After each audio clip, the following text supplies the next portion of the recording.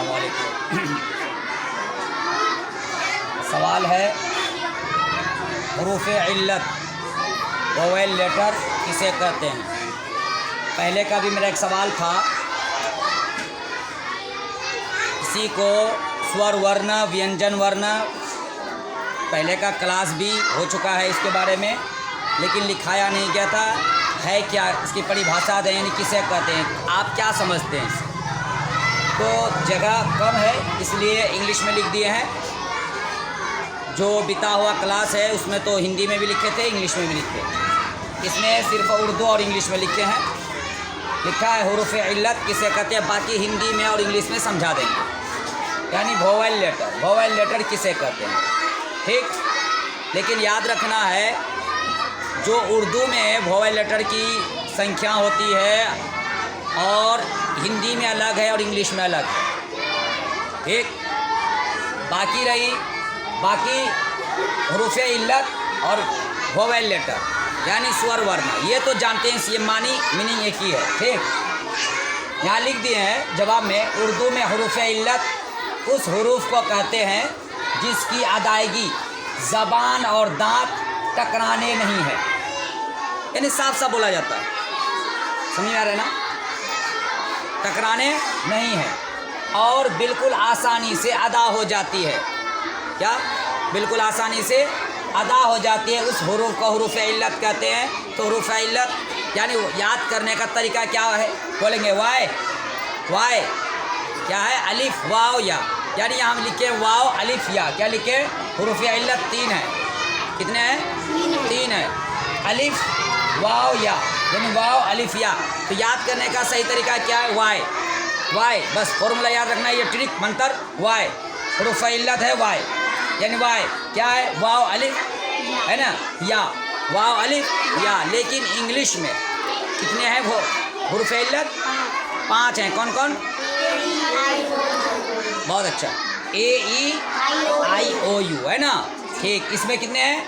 3 हैं। और हिंदी में कितने हैं स्वर वर्ण? चलो खड़े हो जाओ, तुम सुनाओ स्वर वर्ण किसे कहते हैं, किसे कहते हैं स्वर वर्ण? एक स्वर दूसरे स्वर मिलने से जो विकार पैदा होता है उसे स्वर वर्ण कहते हैं। एक स्वर दूसरे स्वर से मिलने से, क्या? खड़े हो जाओ,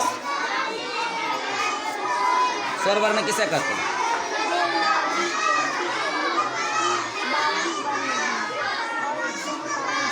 याद नहीं है, यानी घर में मेहनत नहीं करते हैं।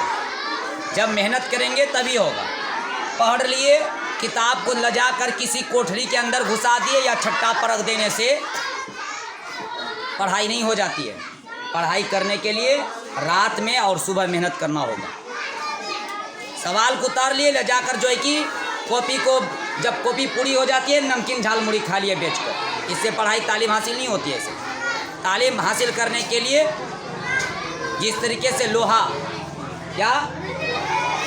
को लोहार के पास लेके जाते और कहते हैं कि बेहतर औजार बना दो, हथियार, कहते तलवार बनाओ, तो लोहार क्या करता है, उसको किसमें देता है?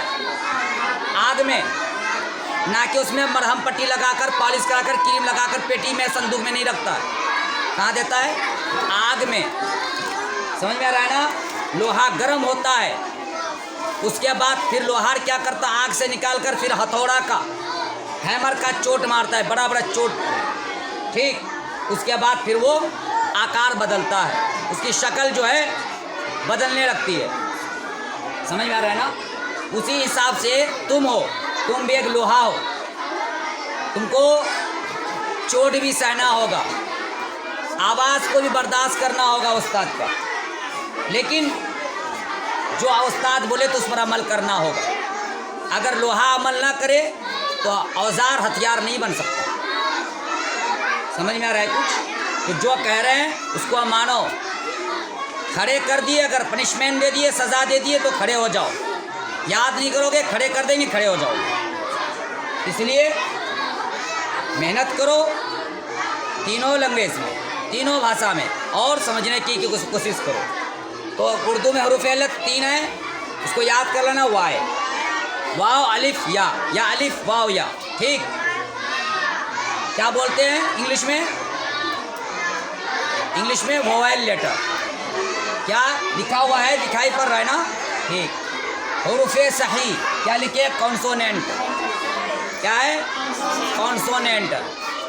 वोवेल और कॉन्सोनेंट अल्फ़ाबेट के क्या है? हिस्सा है। क्या है? हिस्सा, टुकड़ा है। समझ में आ रहा है ना? क्या है? पार्ट है ना? भाग है। तो हुरूफ सही यानी कॉन्सोनेंट यानी व्यंजन वर्ण किसे कहते हैं?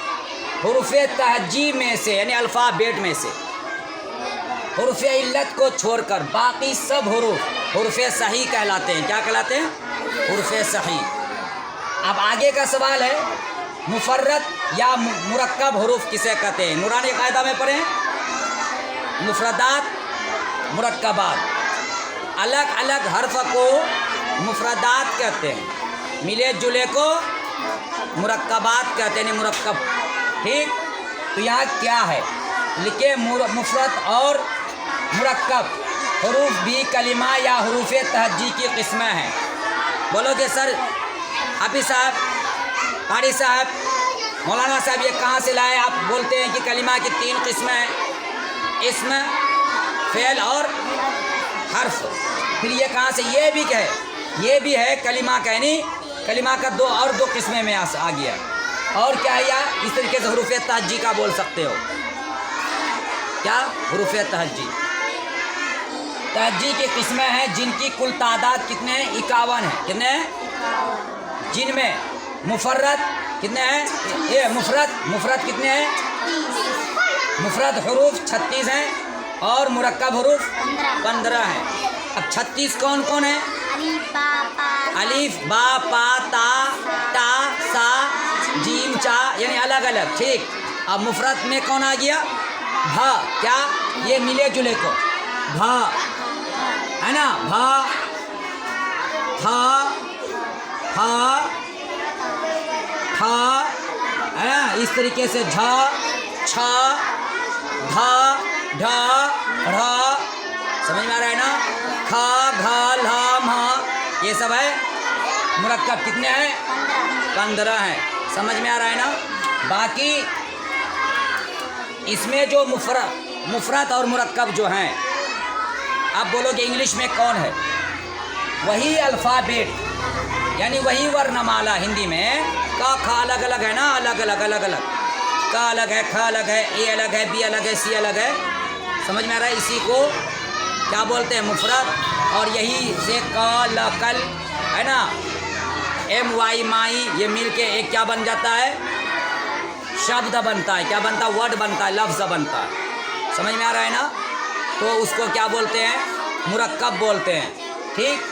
यहाँ हिंदी में अलग था, इंग्लिश में अलग था, उर्दू में अलग, इसलिए डिटेल साहब नहीं लिखे इस पर, लेकिन समझा दिए हैं। मुफरद किसे बोलते हैं, मुरक्कब किसे बोलते हैं, हुरूफ इल्लत किसे बोलते हैं, हुरूफ सही किसे बोलते हैं। इसको गौर करोगे, याद करोगे, फिर बाकी जो क्लास जब सुनाओगे सबक, उसमें फिर बता दिया जाएगा। सवाल है लफ्ज़, शब्द, वर्ड यानी किसे कहते हैं, ये हल करके लाना है। कल पूछेंगे शब्द किसे कहते हैं, लफ्ज़ किसे कहते हैं, वर्ड किसे कहते हैं। फिर अगला क्या है सवाल? लफ्ज़ के कितने किस्में हैं, यानी वर्ड के कितने किस्में हैं, शब्द के कितने किस्में हैं, लफ्ज़ के कितने किस्में हैं। समझ में आ रहा है ना? ये 2 सवाल हल करके लाना है। समझ में आ रहा है? ठीक। अगला तैयारी करो, अगला क्लास नहीं करो। अस्सलाम वालेकुम।